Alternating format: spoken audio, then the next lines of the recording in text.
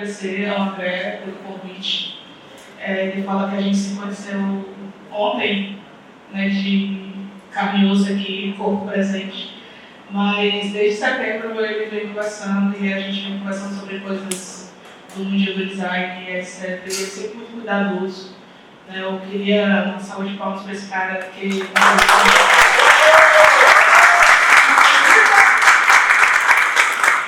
diz assim, eu amo meus palestrantes, a gente ama ele também.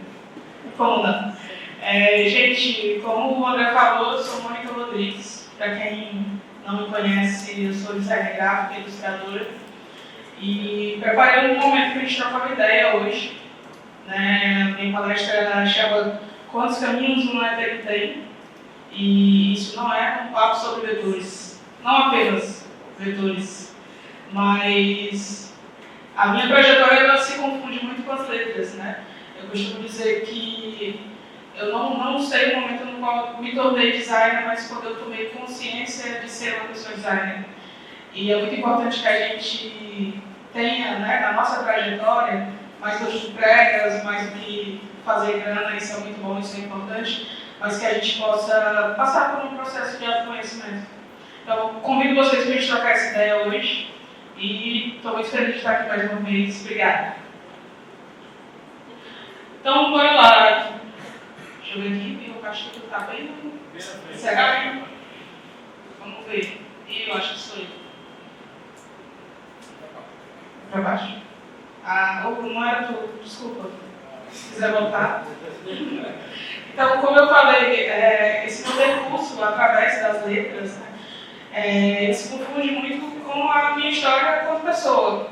Né? Quando eu estava pensando, poxa, eu vou fazer um look bacana, chegar na galera, bonitinha, estilosa.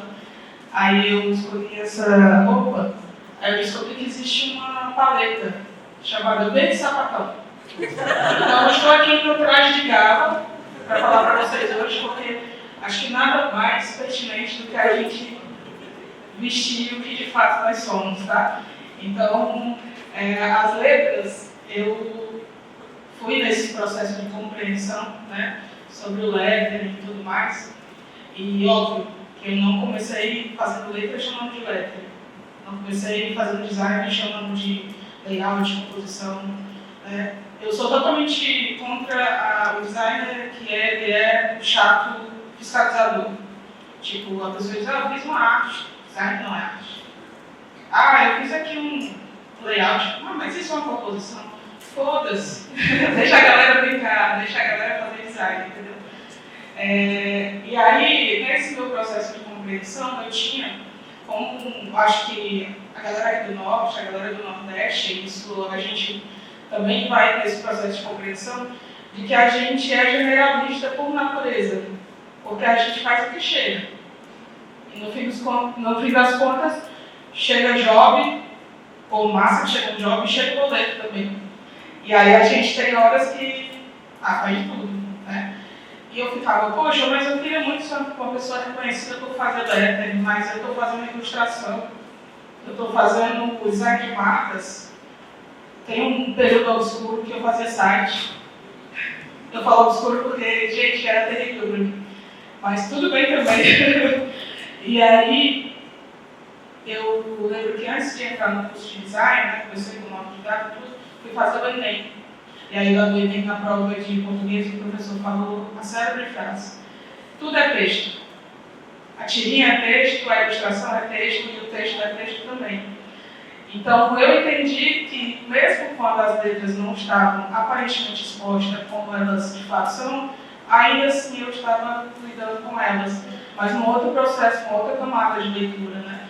Então, por hora, na minha trajetória, eu tenho projetos que misturam lettering e ilustração, que isso para mim é o momento em que eu mais saboreio fazer, né? Onde eu consigo que as coisas elas estejam nesse complemento.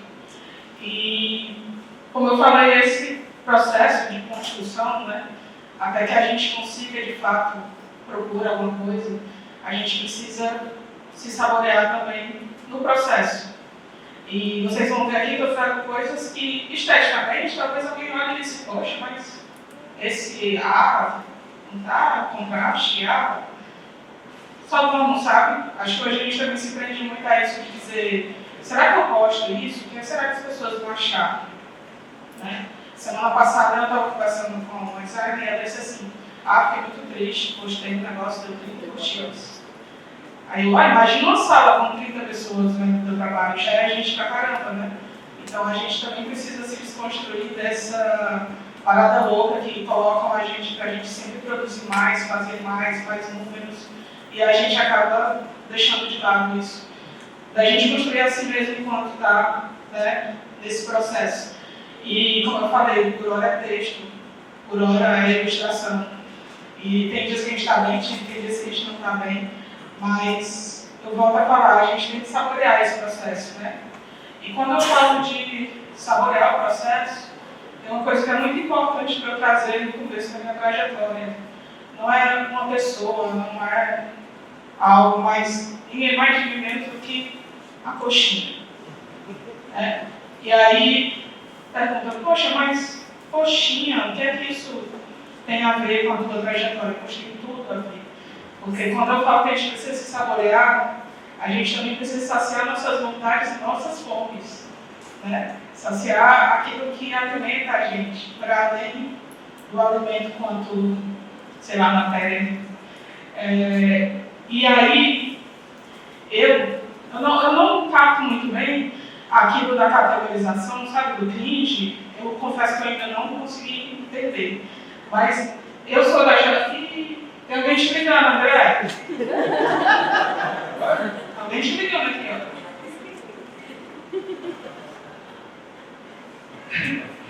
Deixa eu tirar aqui. Eu vou atender, hein? Sou eu atendo e diz assim, oi. Se for a mulher do André. Voltou? Então, mas eu sou da geração que fazia os trabalhos escolares com as letrinhas, né? E aí acho que algumas pessoas daqui vão se identificar, outras não vão fazer ideia do que é isso. Mas eu descobri nisso muito mais do que uma vocação, mas uma forma de fazer negócio. E eu comecei assim, fazendo negócio com minhas letras na escola, porque ao invés de eu fazer as letras com a régua, todo mundo fazia, eu ia lá e metia um trabalho de história, se era sobre história indígena, eu ilustrava tudo. Se era trabalho de, sei lá, ciências, eu fazia as letras tudo com os órgãos do corpo, sabe? Aí isso, primeiro, a minha professora já não tinha coragem de me dar uma nota ruim. Porque ela me abatia, nossa. Que capricha. Ela sentando com isso aqui horas e horas, só para o meu trabalho, para a minha disciplina. Aqui eu já garantia, assim, né, uma boa parte da minha nota. E, só que aí o que acontecia? Os amiguinhos já foram ver qual é, né? Ela chega aqui, com essa capa bonitinha, a professora dá uma bola para ela e a minha. E aí meus amigos começaram a chegar na sala de aula com a sua boa página branca. Aí eu pensei, pô, eu faço a capa do trabalho. Mas aí eu converti isso em coxinha. E era assim que eu comecei a empreender lá na escola. Aí eu fui perdendo meus traços da infância, né? Da minha adolescência. E fui também ganhando uns quilos. Mas aí tudo bem, né? Tudo tem seu ônus, tem o seu ônus. Mas não faltava coxinha pra mim, não faltava capa pra eu fazer. E só que agora, como todo bom e velho negócio, ele fica datado e ele se perde com o tempo. E quando o Word Art apareceu, eu falei. Mas também passei a ter uma alimentação um pouco mais saudável, né? Não tinha tanta. E agora, né? E aí? Tem todo esse tempo, assim, entre quando comecei a buscar letras, quando eu comecei a fazer isso na escola, etc.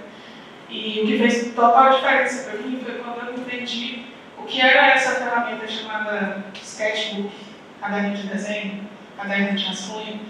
E eu andava com isso para todo canto, né? Então, meio que eu levei aquela coisa de fazer sempre os trabalhos da galera lá na escola, nas capas, para um processo muito pessoal de ideias. Né? Quando me via qualquer coisa na cabeça, eu estava lá fazendo. Esses daqui, eles são de 2015. Eu tenho esse caderninho até hoje, de vez por outra eu volto lá e olho para ele e meio que consulto o que eu lá em 2015 estava pensando e estava me amarrando em fazer. E lá na frente vocês vão ver uma conexão desse projeto com o outro que eu fiz em 2022, eu acho, sem spoilers. E aí, enfim, eu vou trazendo para vocês aqui algumas desses momentos, né, dessas entregas, entregas no amplo sentido da palavra. E eu entendo muito essa nossa criação, composição, enfim, como um momento de você botar para fora, né, aquilo que você gostaria de falar para o mundo, enfim. E eu acho que isso é também um ato político, né, que a gente cria, que a gente bota para o mundo. E assim eu fui nessa jornada aí das letras e entrei para o curso de design da Federal do Ceará, também foi outro boom na minha cabeça, porque até então eu estudava muito do design pelos blogs, né, pelos livros, conheci alguns autores, depois passei a estudar eles com mais afinco na universidade, e isso foi me dando uma tomada de consciência entre uma pessoa que era conhecida, fala com a Mônica que ela desenha, fala com a Mônica que ela trabalha com isso, fala com a Mônica que ela é designer, né? Então foi um processo de consciência muito, muito gostoso de viver também. E nessa minha jornada pelas letras, eu sempre tive uma pira assim, de tirar as coisas do papel, mas não só imprimidas, né? Mas testar outras materialidades. Vocês vão ver que aqui tem, sei lá, coisa de corte a laser, impressão em serigrafia, né, tem outras paradas, mas que os materiais eles também dizem muito quando a gente entra em contato com eles. Né? Tal hora você está buscando uma coisa que quando passa para uma materialidade, ele vai te dizer, é por aí, eu sei outras paradas aqui, e você aprende com aquilo também. Esse projeto foi um projeto lá do curso de design da UFC, que eu fui orientando um cara que vocês devem conhecer, o Uri, né? Que é um cara muito foda, né? Explica apresentações. E essa capitular virou isso. Né? A gente fez um processo de fabricação digital e é muito louco, assim. Eu fico... Poxa, enquanto a letra está dentro do 2D, né? Quando ela ganha vida, assim, parece que nasceu mesmo. Eu fico muito naquilo do meu filho, né? Parece muito isso. Você pega na letra, você pega na arte, e aquilo te diz uma porção de outras coisas. Aí eu queria passar um videozinho para vocês, inclusive foi um vídeo que a Ana Letícia, do World de Gráfica, lá de BH, a gente estudava junto, e a Ana me ajudava a produzir também essas viagens lá. Deixa eu passar aí para vocês.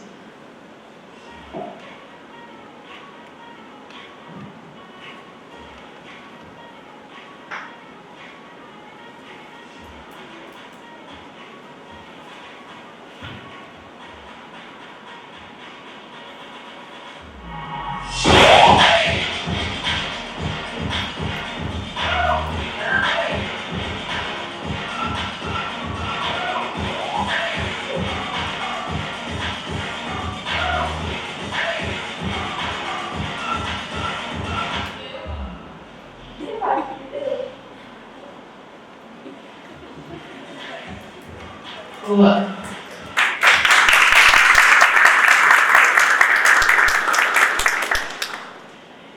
E aí, eu estou passando do lado contrário.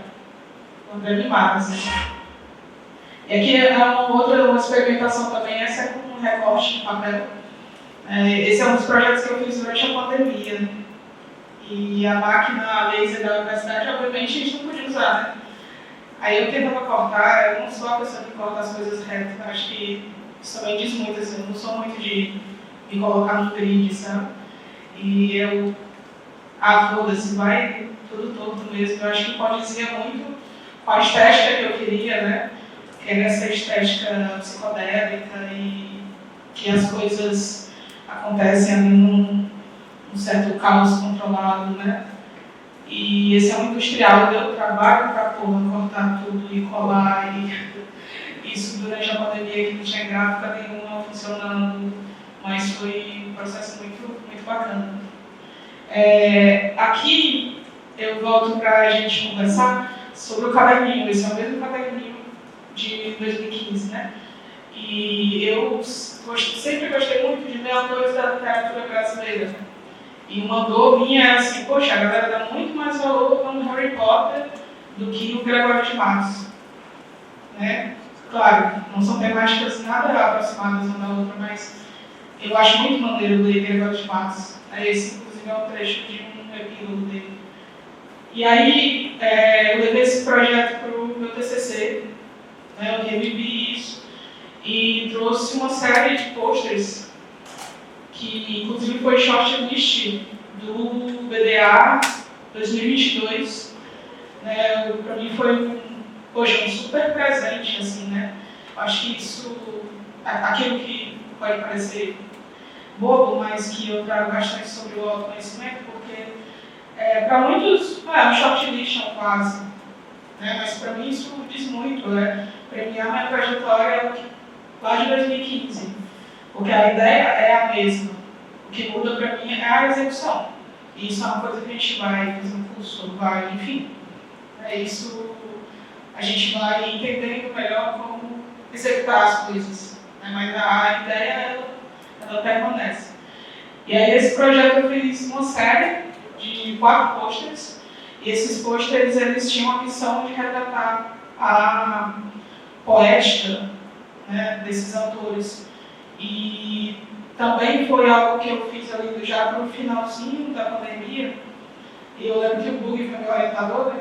Aí ele, louco já, aquele processo de orientação, aí ele disse para mim: Mônica, imprime isso numa gráfica, qualquer gráfica. Enroda isso, pega esse projeto, tu já não aguenta mais, eu também não. Aí eu encerrei a orientação com ele pelo Meet e disse assim: lá. Tá louco, ele acha que eu vou fazer o que ele quer. E aí eu queria muito imprimir isso em serigrafia, queria muito que isso fosse um grande formato, né? E aí ele é metade de um industrial e fiz todo o processo de construção do vetor e tal, né?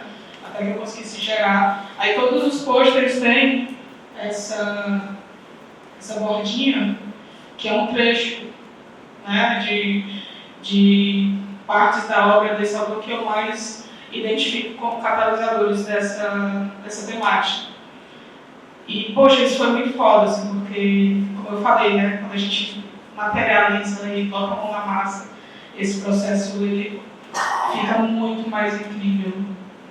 Esse é o meu mais curto, né, do Gregório. Inclusive, eu quero muito retomar, porque a minha ideia, como pessoa que faz TCC aqui no Sul, eu queria fazer 10.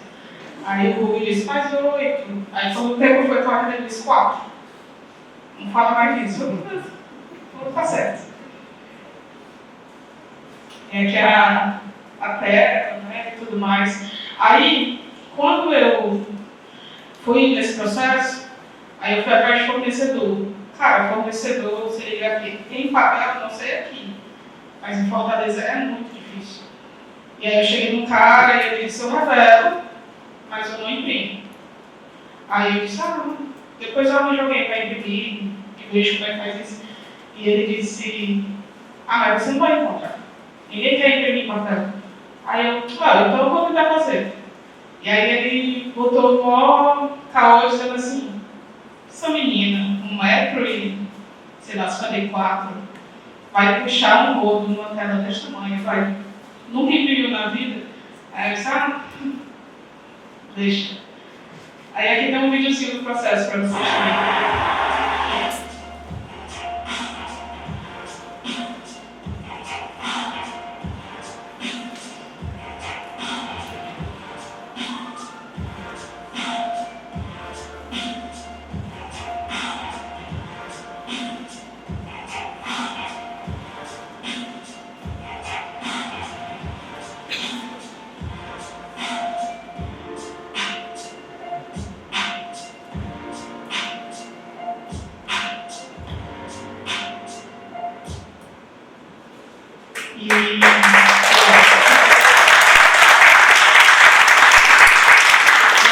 eu imprimi isso no quintal da casa dos meus pais.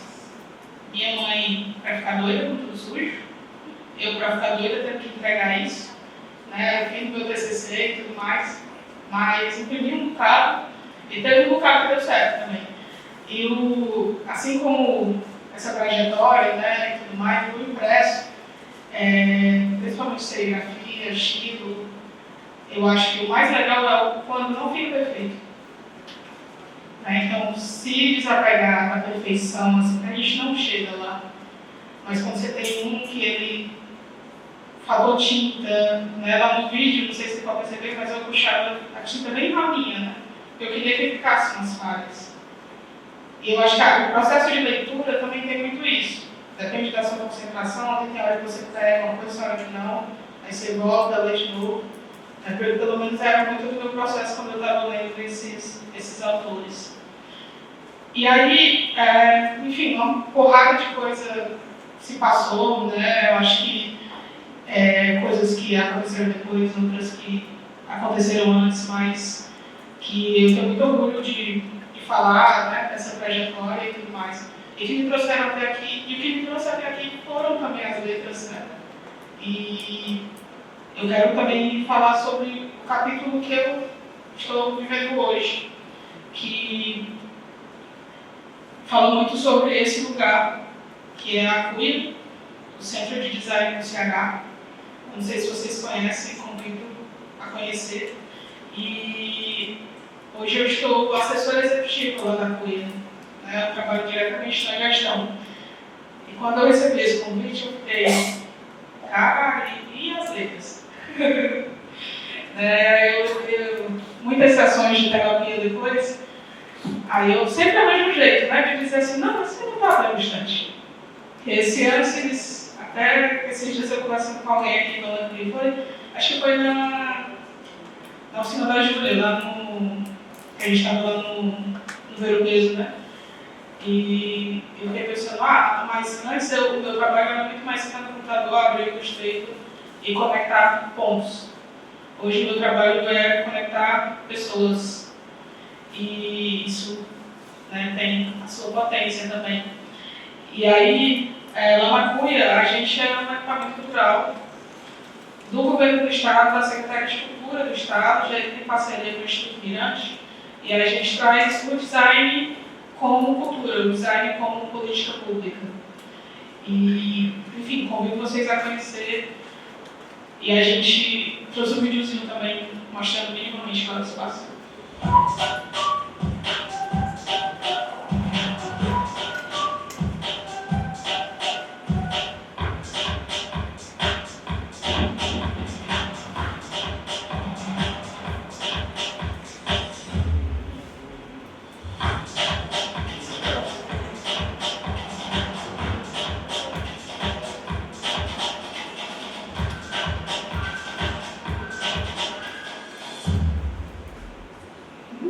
E aí,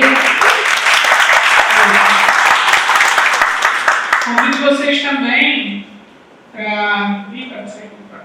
A gente está com uma programação muito massa agora, inclusive eu saí de lá meio que deixando tudo novo no furacão e disse, foda-se, as letras me chamam. Vocês se viram aí que eu volto já. A gente está fazendo lá o primeiro festival queer de design sul-americano, né, para a gente ter essa aproximação também com esse sul global, da gente olhar para essas outras pessoas, designers, outras referências, e a gente recebe pela primeira vez no Brasil a cerimônia de premiação do Live Awards. Vai ser lá em Fortaleza, no Teatro Sérgio Alencar, e vai ser de 11 a 15 de setembro, estão todos convidados. A gente vai ter algumas pessoas lá como a Dandara, a Dátil, a Júlia vai estar por lá também, a Mari B, Sila Costa, Irina Leblon, eu vou esquecer.